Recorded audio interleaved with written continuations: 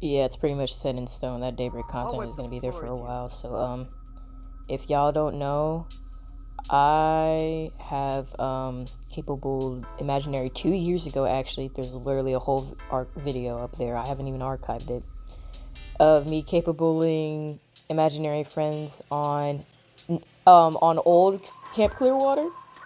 That was a nightmare, by the way. It actually sucked. And so even though I have an old tutorial from Daybreak 1 on how Unforgotten or previously Imaginary works, I want to create an in-depth guide of how they work in Daybreak 1 currently, including the new change that's coming up soon. And I just want to say, if y'all couldn't tell, I miss Imaginary really badly. Like, Unforgotten's design is okay, but I like Imaginary better. And I'll go over why, actually, in this video, mechanically. But, yeah, to keep it short, Unforgotten is just some entity. They have no name, they have no origins, they're just kind of this dark man just wandering around. And, actually, in this clip right here, an Unforgotten spawns right there, is like, hey, open up, and I immediately deck the other way, because I know they're right there. Like, I've had this instinct since Daybreak 1. Literally, it's so funny. But, anyway, yeah, we're gonna go over it in a little bit. Let's go ahead and get it. Unforgotten has probably one of the largest terror radiuses in the game, alongside Banshee. Is a basically decent speed. Their detection cooldown is longer than most, but the attack recovery time is also pretty slow. And like the hit registration time is really bad, but thankfully they're gonna update hit response and button response in the upcoming update for Star Color, which is really good. Their lunge, like their hitbox is insane. It's basically the equivalent to like a Wuchang hitbox in IDV. Basically the equivalent to it. And the duration of that lunge is actually a pretty decent amount of time. Like it's basically slasher lunge, and of course they're a low difficulty because all they really do. But I will say that the most ironic thing I think is that their primary ability comes from their passive. Their passive is called Dark Manifest. After 5 seconds after the match starts, or after a 60-second cooldown, you can manifest by teleporting to a locker. And there will be an audio warning when you're teleporting. It used to be a doo-doo-doo-doo. I'll have it play up there. It used to be like a little jingle for Imaginary, so it was easier to hear. But now it's just more of like a random voice line that's pitched down from a survivor, like, hey, open up, or something for real. Like you'll be able to know you're there, and if you listen and react fast enough, you can run away before they even attempt to get towards you. But they have like the ghost TP slow. They're slowed for like a split second after they teleport to prevent like weird bounces. What's great about this perk though is, unlike Emery's ability, you can teleport to literally anywhere. But it's also kind of your downfall, because if you play on a cramped map, you're almost bound to teleport to the wrong locker if you're not paying attention. Take that from me as a gold. I'm gold 6 Unforgotten right now, I believe. But yeah, that's their passive. No, their active is a completely different ballpark. The slow, okay, let me make a comparison. The slow that Imaginary Friends have with Malphaic Shadows, or whatever it was called previously, in Daybreak 1 was significantly better than the one in Daybreak 2. In Daybreak 2, not Malphaic Shadows, the slow debuff they can put on survivors on tap is about 1.2 seconds compared to like the 3 or 4 seconds it used to be. Back in Daybreak 1, it was like a Warden slow, like a Warden direct hit slow. It was obnoxious, but it was great. And it basically countered any like looper that you were near. And So you can pretty much hit as many survivors as possible, and the range for the active is actually pretty big. It's an 100 stud radius. That's, for reference, that's a half of the radius that Emery can teleport lockers to, if I worded that correctly. And yeah, actually I lied. It says yeah, it slows them for 3 seconds.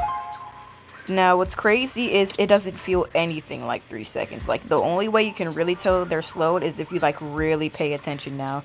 But they're, gonna buff the slow. And so when you hit them with this ability, with this active, then, and they go down after about after a certain amount of time, it's, yeah, Unforgotten for 1 minute. Sorry, I'm reading on my screen. Then, when you down them, their down aura is hidden. And most of the time, if survivors aren't good with communication, that survivor that is forgotten will bleed out and die. And you'll get your bleed out kill. So, yeah. They counter revive, they counter, gen rushing a little bit, and they have a fantastic map control. The CD 70 seconds, though. Well, I don't think this is too accurate to the actual CD, but it's around 70 seconds, I will say. I don't feel like opening up my computer again, but I digress. If I really had to think of any survivors that counter Unforgotten really hard, I'd say...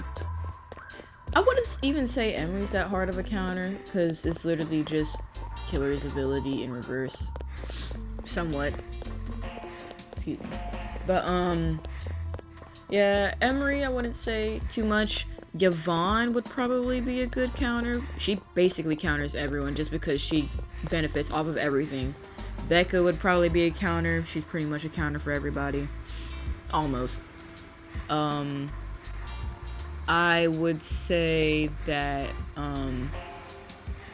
that's actually pretty difficult now that I think about it. You basically counter every healer. So like Emil, Dejun, Arlo, Iris. You basically counter all of them.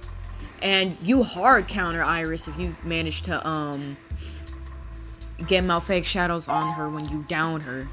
That basically saves you so much time. Or anybody who has pot, aka Flower, not the thing, YouTube, please don't flame me. Excuse me, I have sinuses. And,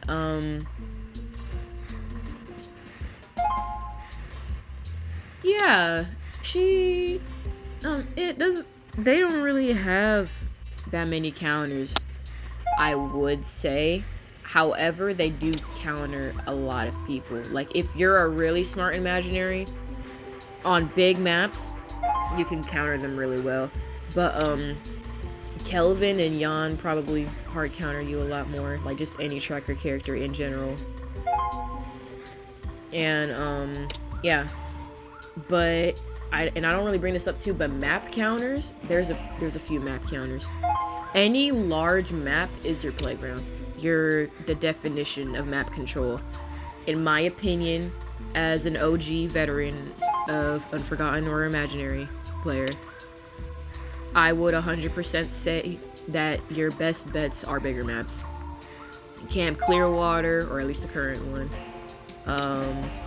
Cliff Mac, definitely, probably. Roanoke, I would even say Empire Finest, because it's a pretty big map. It's one of the bigger maps we've had since Clearwater.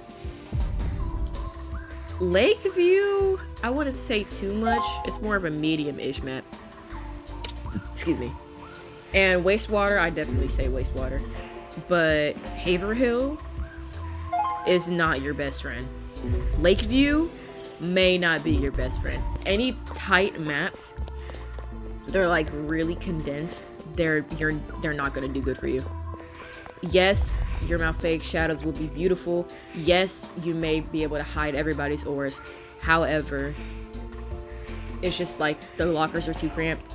That or they barely have any lockers at all. Even though the lockers are very minuscule on bigger maps, they give you more diversity on where you can teleport. Like, so I'll put it on the gameplay I have on for this video, where when you teleport into a locker, you face the direction that the locker is facing. because I know a lot of newer imaginary, Unforgotten players, when they teleport, they don't change their face. If you teleport to a locker that's highlighted and you turn to face the direction that the door is looking at, so think of like your eyeballs, like the eye lines, like the little window in the locker is the eyes of the locker. That's where you see out of. If if you face in the direction the eyes of the locker are facing, you're saving yourself so much time from turning around and then moving. It's just small things like those, and I'll go over those tactics in a little bit. Let's get to some gameplay. Hi, you're a loser. Immediately right here, I had detect and turn my camera around. I forgot which direction that locker was facing, so I was facing it in the opposite direction, which was my bad. I see the Dante lantern, and I can immediately tell that this Veronica is just hungry for a shield hit. So I leave her alone and go for the Ren because why wouldn't you go after a Gen Rusher? And because he has no fake shadows on him, I'm able to pretty much down him immediately, and he's gone. Bye-bye, Ren! And then Veronica's just waiting. And I try to wait her shield out, but I can't calculate the exact time. So then I miss the hit, but what's so funny, and this happens to a lot of Veronicas for some reason, they panic 360. So I try to wait a good amount of time again. I miss for some reason. And you can tell they're getting cocky a little bit. So I try to wait it out the best I can, and boom, gone. Now Ren and the Veronica are like gone. They donezo. And apparently the Kelvin DC'd. I didn't even recognize that before. And so now, excuse me, I'm just looking for somebody else, and I saw that person, but I think they were a Momo, so I just teleported in the distance to the Korra because she failed a skill check. And my mouth fake shadows is almost immediately back, and because I know the stud radius, I just get the proc. And now all I'm really doing is chasing them to get them down. And yeah, fun stuff. Basic imaginary attacks. I haven't really changed the way I've played since maybe Daybreak 1. Core is away. I noticed that Euronica's up, and I can basically tell who's who. I can tell that the Momo is at the gen to my right, and this is the Euronica because the slow gen repair. Immediately baited, immediately dies. That's actually hilarious. Somebody else DC'd. And here I am chasing the Momo for pretty much the rest of the game. No gens done, no nothing. With 6 people on Cliff Mac. Panic vaults through me. Yeah, I'm gonna go ahead and be quiet. This is pretty much the end of it. I do have more of these planned if you are interested. I'm just kind of laying low on the editing today because I think I'm getting seasonal allergies. But yeah, I hope this was helpful. If y'all have any questions, put it in the comments below. I'll refer to my old Daybreak 1 videos of imaginary friends, as well as my old tutorial for imaginary friends. And yeah, have a good one. Stay creative. And let's get this Momo down. Let's go.